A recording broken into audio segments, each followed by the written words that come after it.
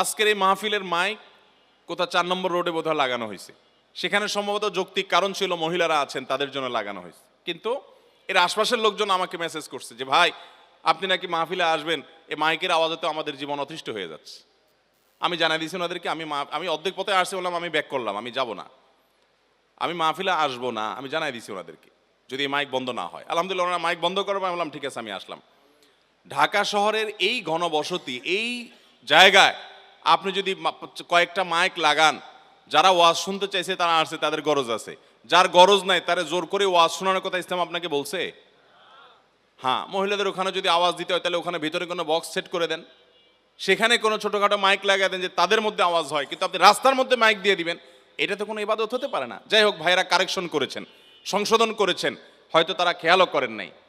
আমাকে একজন সাবেক সংসদ সদস্য তিনি বলেছেন, হুজুর আমার এলাকায় যত মাহফিল হয়, অনেক মাহফিল হয় শীতের মৌসুমে, যত মাহফিল হয় আমার বাড়ির দিকে একটা মাইক সব হুজুররাই লাগায়। যত গ্রুপের হুজুর আছেন, যত মতের হুজুর আছেন, হুজুরদের নিজেদের মধ্যে মত পার্থক্য যাই হোক না কেন, এই মাসালায় সব হুজুর একমত যে এই বেটারে ওয়াজ শোনাইতেই হবে। এই জন্য মাইকটা আমার বাড়ির দিকে একটা লাগায় দেয়, এমনভাবে লাগায় দেয় যেদিন মাহফিল হয় ওই দিন আমরা বাসায় ছটফট করা ছাড়া উপায় নাই। কারণ আমরা অনেকে হার্টের রুগী, অনেকে বৃদ্ধ মানুষ আছে বাসায়, মোবাইলে কথা বলার মতো কোনো অবস্থা থাকে না। ওই 12টা-1টা পর্যন্ত হুজুরদের ওয়াজ থামার আগ পর্যন্ত। ভাইরা আমার, এটা ইসলাম না, এটা দিন না। আপনি যদি গ্রামীণ পরিবেশ হয় যে ঠিক আছে আশেপাশে সব মানুষ ওয়াজ শোনার জন্যই প্রস্তুত, সেখানে আপনি মাইক বাইরে লাগাতে পারেন, সেটাও সহনীয় পর্যায়ে, যাতে বিরক্তির কারণ না হয়। এই এলাকাতে অন্য ধর্মের মানুষ থাকতে পারে কি পারে না? তারা আমাদের এই ওয়াজ শোনার জন্য তো প্রস্তুত না, কিন্তু আমি জোর করে যদি শোনাই, একটা হলো তার কাছে মৃদুভাবে এর আওয়াজ চলে গেল, সেটা একটা বিষয়, কিন্তু আমি জোর করে শোনালাম, এটা ইসলাম হতে পারে। আল্লাহ আমাদেরকে বুঝার তৌফিক দান করুন। নবী করিম সাল্লাল্লাহু আলাইহি সাল্লাম ওই জোরে তেলাওয়াত করা সাহাবীকে থামিয়ে দিয়েছেন। এটাই ইসলাম, যে মুসলমান কারোর কষ্টের কারণ হবে না। আমাদের দেশে বিশেষ করে ঢাকা শহরের কথা আমরা বলি, চট্টগ্রাম শহরের কথা, বড় বড় শহরগুলোর কথা আমরা বলতে পারি। এমন বিয়ে কয়টা হয় যে বিয়েতে আজকাল ব্যান্ড পার্টি ভাড়া করা হয় না? এখন তো ওই যে গায়ে হলুদ, গায়ে মরিচ, কত অনুষ্ঠান হয়, এই সমস্ত অনুষ্ঠান উপলক্ষ ব্যান্ড পার্টি নিয়ে আসা হয়, বিরাট বিরাট বক্স ভাড়া করে গান বাজানো হয়। এই গানের আওয়াজে মানুষের জীবন দুর্বিষহ হয়ে ওঠে, ঠিক কিনা বলেন? কেউ বলতে সাহস পায় না যে তাদের বিয়ের অনুষ্ঠান এখানে আর কি বলতে যাব। আমি আলহামদুলিল্লাহ আমার জীবনে বহু জায়গায় গিয়ে, গভীর রাতে গিয়ে আমি এরকম বক্স সেটের গানের আওয়াজ আমি থামিয়েছি। আমি বলেছি যে আপনার এই দাম্পত্য জীবনে আল্লাহর গজব নাজিল হবে, আপনি নিশ্চিত থাকেন, কারণ এত মানুষের বদদোয়া এটা বিফলে যাবে না। অতএব এই যে দাম্পত্য জীবনে অশান্তি, ঢাকা শহরে আজ থেকে আরো অনেক বছর আগের জরিপ বলছে প্রতিদিন 39টা করে বিয়ে ভাঙে। এখন তো সেটা আরো অনেক বেশি বাড়ছে। আমি মৌলভীবাজার এক মাহফিলে গেছি, সেখানে একজন জনপ্রতিনিধি চেয়ারম্যান সাহেব এসে পরিচয় দিয়ে বললেন, হুজুর আমি চেয়ারম্যান, কিন্তু কি বলবো দুঃখের কথা, উনি কয়েকদিন, বোধহয় 10-15 দিন হয়েছে মাত্র দায়িত্ব পাইছেন। বলুন যে এর মধ্যে 25টা বিচার আসছে আমার কাছে, শুধু তালাকের বিচার, 25টা। আবার এদিকে নরসিংদী এক মাহফিল, এই বছরের ঘটনা, গেলাম, চেয়ারম্যান সাহেব আমার পাশে বসা ছিল, এ প্রসঙ্গে তালাক প্রসঙ্গে আলোচনার পর উনি বললেন, হুজুর আমি চেয়ারম্যান হওয়ার পর বিসমিল্লাহ করছি তালাকের বিচার দিয়া। বিসমিল্লাহ করছি কি দিয়া? তাহলে আমাদের দাম্পত্য সম্পর্কগুলো খুব ভালো যাচ্ছে, কিন্তু এক একটা বিয়েতে যদি আপনি যান, সুবহানাল্লাহ। আমি এক বিয়েতে গেছি, 5 মিনিট কোন রকম, 5 মিনিটও হবে কিনা যায় না, 5 মিনিট বহু কষ্টে অপেক্ষা অবস্থান করে তাড়াতাড়ি করে যান বাসায় চলে আসছি, খাওয়া দাওয়া থুইয়া। বলো যে খায়া যান, আমি না ভাই খাওয়ানোর শখ নাই আমার, ভাই মিটে গেছে, ভাই বাইরে চলে আসছি। কারণ পরিবেশ এরকম যে সেখানে একজন ইমানদার মানুষ বসবাস করার, বসার মতো, একটু সময় কাটাবার মতো কোনো সুযোগ। যুবকরা বিয়ে জীবনে কয়বার? একবারের বেশিও সুযোগ আছে ইসলামে, কিন্তু একবার করতেই তো অবস্থা খারাপ। তো একবারই যখন বিয়ে হবে তাহলে সেই বিয়েটা গুনাহ মুক্ত হবে, কোনো মানুষের কষ্টের কারণ হবে না ইনশাআল্লাহ। যুবকরা প্রতিজ্ঞা করবো তো ইনশাআল্লাহ যে আমার বিয়েতে কোনো মানুষের কষ্টের কারণ আমি হতে দেব। আপনার গান বাজনা করতে মনে চাচ্ছে, আপনি রুমের ভিতরে গান বাজনা করেন, আপনার গুনাহ হবে, আপনি অন্য মানুষকে কষ্ট দিলেন না। কিন্তু আপনি যদিও মুসলমান হিসাবে সেটাও করা উচিত না, কিন্তু আপনি যদি হাই ভলিউমে গানের আওয়াজ চালায় রাখেন, আপনি হয়তো অনেক ফুর্তিতে আছেন, আপনার পাশের ফ্ল্যাটে কেউ হয়তো খুব ডিপ্রেশনে আছে, কোনো পেরেশানিতে আছে, তার কাছে এখন গানের আওয়াজ শুনতে ভালো লাগছে না, কিন্তু আপনি তাকে বাধ্য করছেন।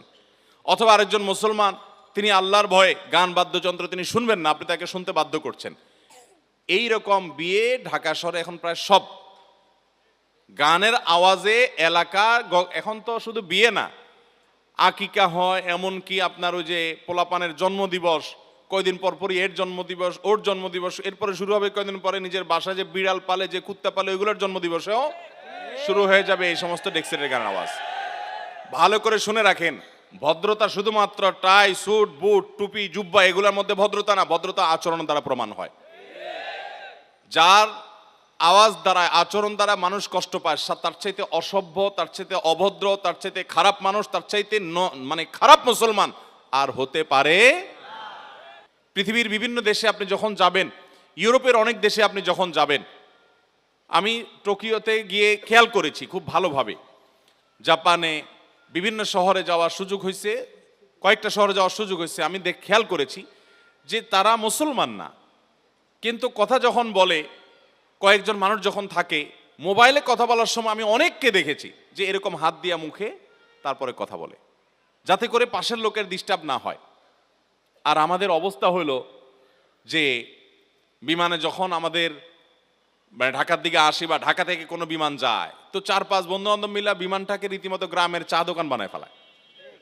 এমন বকবক, এমন কথা, আশপাশে মানুষের কি কষ্ট হচ্ছে, কারোর ঘুমের ক্ষতি হচ্ছে, কোনো দেখা দেখি। অনেক সময় দেখা যায় পোশাক আশাক দেখলে মনে হয় এরা শিক্ষিত, এরা কলেজ ইউনিভার্সিটিতে পড়ালেখা করেছে, শিক্ষিত মানুষ, কিন্তু 4-5 জন মিলে আড্ডা শুরু করছে, মানুষ যে আরো আছে আশেপাশে, এই হিতাহিত জ্ঞানটুকু পর্যন্ত নাই। আমরা এইভাবে দিন দিন ভয়ঙ্কর একটা জায়গায় চলে যাচ্ছি। আমাদের এই শহরটাকে যদি বসবাসযোগ্য করতে হয়, তাহলে মানুষকে কষ্ট দেওয়ার এই অপরাধ থেকে বাঁচার জন্য আমাদেরকে শপথ নিতে হবে। চেষ্টা করবো তো ইনশাআল্লাহ। আমি গত 2-3 সপ্তাহ আগে মুগদা একটা হসপিটালে আমার এক নিয়ারেস্ট আত্মীয়কে দেখে আমি আসছিলাম। আমার সেদিন যমুনা টেলিভিশন লাইভ আছে, লাইভে বসতে হবে আমাকে 3:30টার মধ্যে, এদিকে টাইম আছে খুব কম। আমি দেখি যে 10-12টা মোটরসাইকেল বাইর হয়ে আমার গাড়ির সামনে যুবক পোলাপান, এক একটাতে 2-3 করে তারা যাচ্ছে, খুব বীরের বেশে শ্বশুরবাড়ি যাওয়ার মতো মুডে, খুব ধীরে সুস্থে ঠান্ডা মাথায় যাচ্ছে। পুরা রাস্তার 1 মাথা 11 মাথা দখল করে, পিছনে আমরা সব তাদের দাস, তারা দেশের মালিক, এরকম একটা ভাবসাব নিয়ে তারা চলতেছে।